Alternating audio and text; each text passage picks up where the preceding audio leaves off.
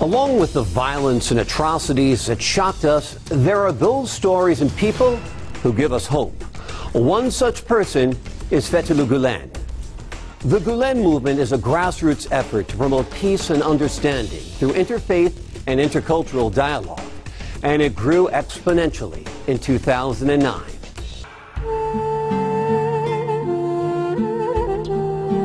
Pioneered by the Turkish scholar Fettullah Gulen and carried out by his followers and world scholars, interfaith and intercultural activities had gained momentum in 2009. From Cairo to Russia and from Europe to North America, members of different faiths came together to explore ways through which we can achieve peace in the globalized world.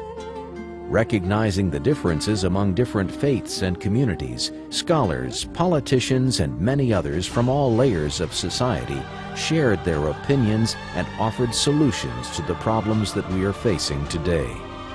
Among the many events that happened throughout the year, some are worth mentioning. In Cairo, Egypt, a renowned Islamic scholar says that the Gulen movement differs from many other movements in the Muslim world because it does not have a political agenda. The three-day conference organized by Cairo University took place at the Arab League headquarters in Cairo. The conference was entitled "The Future of Reform in the Muslim World: Experiences in Comparison with the Gulen Movement." Professor Ahmed Al-Tayyib, rector of Al-Azhar University in Egypt, considers the Gulen movement a successful attempt at reform. He further stated that the Gulen movement clearly differs from other Islamic movements for its universal approach, rather than serving the needs of a sect, a community, or a political purpose. In Canada, a symposium named "The Role of Gulen Movement for a Better World Dream" was held in Ottawa. A large number of attendees discussed the importance of the Gulen movement in the fields of education, peace, and dialogue throughout the world. It's very important that you have started here, because it has to continue. Unfortunately, Canada is behind this effort.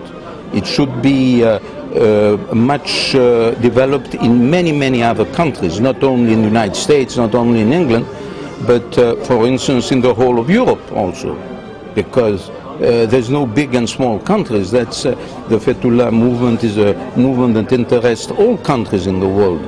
Globalization is a very complex process.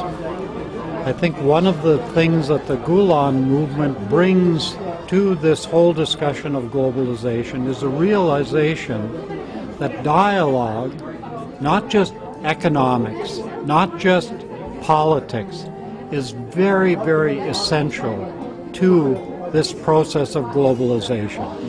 Also, several conferences were held throughout the United States. In Louisiana, LSU hosted the 5th International Conference on Islam in the Contemporary World, the Gulen Movement in Thought and Practice.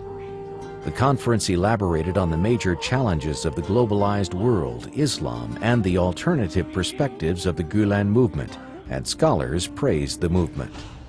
Dr. Karen Fontenot said that Gulen has a transformational influence on people, that all the members of the movement feel that they are contributing in a way.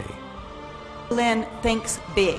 He has said that the evils of the world can be attributed to 3 things: poverty, ignorance, and intolerance.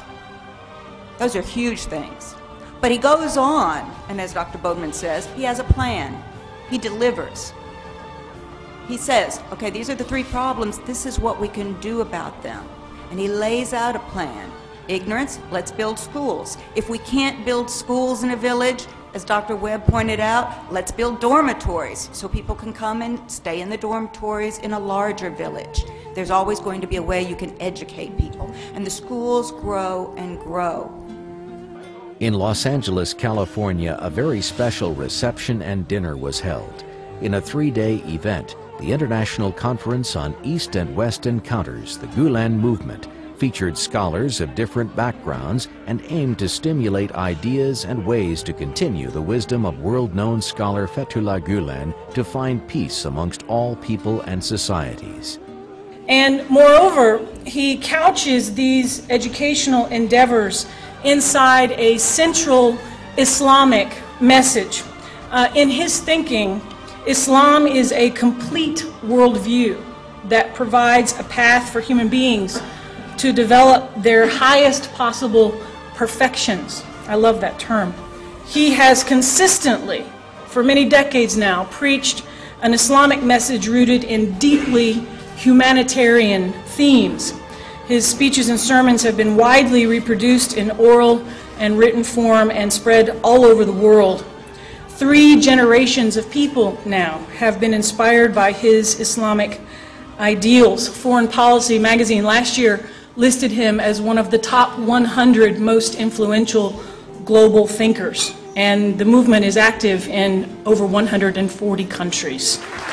Is representative of, again, as Dr. Carroll reminded us, a belief, a dedication to science, a dedication to interfaith dialogue, to multi-party democracy, to pluralism, ethnic and religious pluralism, who has set himself up and his movement, at least in Turkey, as a counterweight to the ultra-nationalism of that country, a man who has in no uncertain terms condemned terrorism and violence in the name of religion, a man who is a great supporter of interfaith dialogue, who has actually begun very important dialogues not just with Jewish communities around the world but also with the Vatican, and a man who has dedicated his life and his movement to the service of the common good.